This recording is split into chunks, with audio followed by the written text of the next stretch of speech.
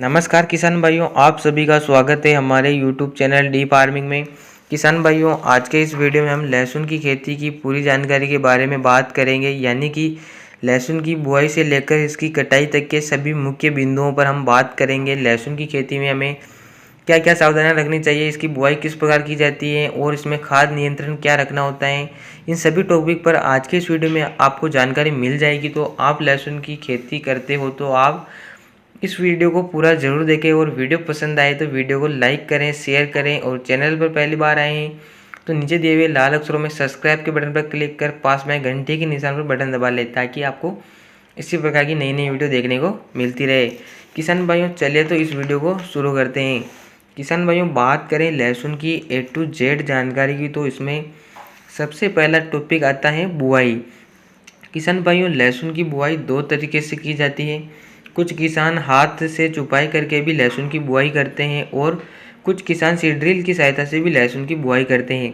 दोनों तरीके अपने अपने स्थान पर बेस्ट माने गए हैं, लेकिन चुपाई के माध्यम से अगर हम लहसुन की बुआई करते हैं तो इसमें हमारी बीज दर कम लगती है। तो यह फ़ायदा हमारे किसान भाइयों को चुपाई के माध्यम से बुआई करने में मिल जाता है।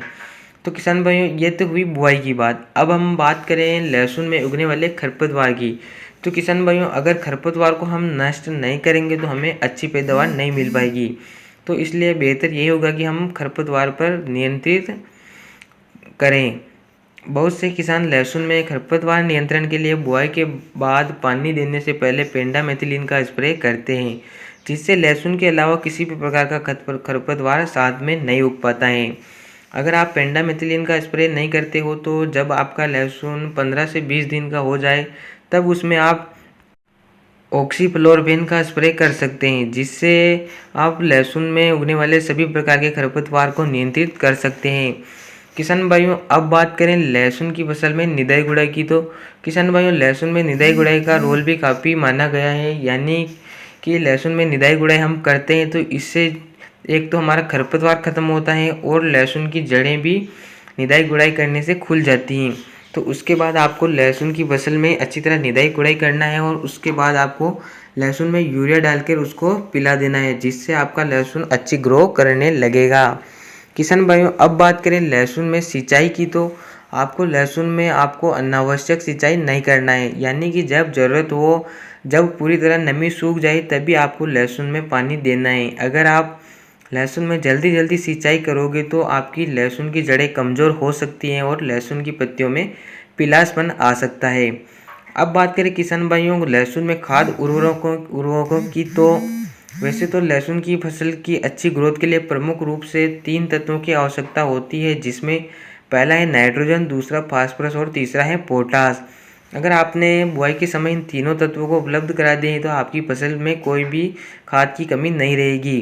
किसान भाइयों, अगर आपने बुआई के समय आपने DAP डाला है तो आपको पोटास अलग से डालना पड़ेगा। तो आप पोटास को निदाई गुड़ाई के समय यूरिया के साथ आपकी फसल में डाल सकते हैं। और यदि आपने NPK के साथ अपने लहसुन की बुआई की है तो आपको किसी खाद का उपयोग नहीं करना है। इसके अलावा भी किसान भाइयों, अगर आप लहसुन की फसल में कुछ खाद डालना चाहते हो तो इसको कुछ सूक्ष्म पोषक तत्व यानी कि माइक्रो न्यूट्रिएंट्स की आवश्यकता होती है, तो आप उनके रूप में PIK, बायोविटा, सागरिका और आदि सूक्ष्म माइक्रो न्यूट्रिएंट्स का चयन कर सकते हैं। इनको आपको 4 किलो से 8 किलो प्रति एकड़ की दर से डालना है। किसान भाइयों, यह तो बात हुई खाद उर्वरकों की। तो अब बात करें किसान भाइयों लहसुन की फसल में लगने वाले रोग और उनके नियंत्रण की। तो किसान भाइयों, लहसुन की फसल में वैसे तो कई प्रकार के रोगों से ग्रसित होते हैं, जैसे कि पत्तियों का पीला पड़ना, पत्ते सूखना, लहसुन की पत्तियां मुड़ना यानी कि जलेबी रोग। लहसुन में बहुत प्रकार के रोग पाए जाते हैं, लेकिन उनमें से ये तीनों रोग प्रमुख रूप से देखे जाते हैं। अब बात करें किसान भाइयों लहसुन में रोग लगने के कारण और उनके उपाय की। तो लहसुन में पहला रोग थ्रिप्स और मच्छर का लगना पाया जाता है। अगर आपके लहसुन में थ्रिप्स या मच्छर का प्रकोप हो जाता है तो आप लहसुन की पत्तियां पीली पड़ना शुरू हो जाएगी और उसके पत्ते भी जलेबी की तरह मुड़ना शुरू हो जाएंगे। तो किसान भाइयों, आपको ध्यान रखना है, अगर आपके लहसुन में पीलापन आ रहा है, थ्रिप्स लग रही है, तो आप लेमडासाइलोथ्रीन प्लस इमिडाक्लोप्रिड का स्प्रे करें, जिससे थ्रिप्स पर नियंत्रित होगा।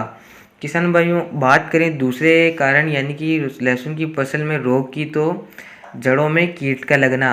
किसान भाइयों, लहसुन की जड़ों में सफ़ेद रंग का कीट लग जाता है जो हमारी नज़रों से हमें दिखाई नहीं देता है और हमारी फसल की ग्रोथ को रोक देता है। इसके लिए आपको लहसुन में पानी के साथ क्लोरोपाइरिफॉस 50% को 2 बार बहाना है, जिससे यह जड़ों तक पहुंचकर कीट को खत्म कर सके।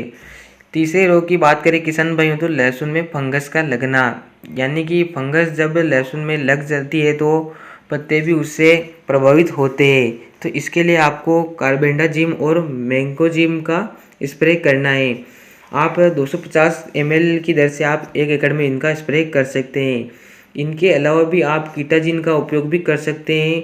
कीटाजिन को आपको 500 मिलीलीटर के साथ पौधों की जड़ों में बहाना है, और अगर आप इनका स्प्रे करना चाहते हो तो आप इनका स्प्रे भी कर सकते हो। किसान भाइयों, अब बात करें लहसुन की ग्रोथ और आकार को हम कैसे बढ़ा सकते हैं।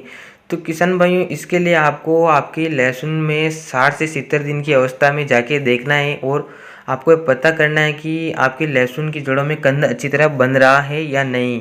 अगर आपके लहसुन की अच्छी ग्रोथ हो गई है और उसमें कंद नहीं बन रहे हैं तो इसके लिए आप 20 दिन के अंतराल में 2 बार प्रांत ग्रोथ रेगुलेटर का स्प्रे करें, जिसमें BASF का लियोसिन आपको बेस्ट मिल जाता है। तो इसका उपयोग आपको 300 ml का 1 एकड़ में करना है। इसके अलावा भी आपको कार्डा का चमत्कार मिल जाता है और कल्टार सिजेंटा की कल्टार भी आपको मिल जाती है। तो बहुत से प्रांत ग्रोथ रेगुलेटर हैं तो उनका स्प्रे करना है। तो किसान भाइयों, अब इसके बाद लहसुन की फसल की आपकी पूरी खेती हो जाती है। तो किसान भाइयों, इस वीडियो में मैंने आपको लहसुन की पूरी जानकारी के बारे में बताया। वीडियो आपको कैसा लगा आप हमें कमेंट करके ज़रूर बताएं, और वीडियो से संबंधित आपका कोई सवाल हो तो आप हमें पूछ सकते हैं। तो जल्द मिलते हैं ऐसी नई जानकारी के साथ नए वीडियो में। तब तक के लिए धन्यवाद। जय हिंद। नमस्कार किसान।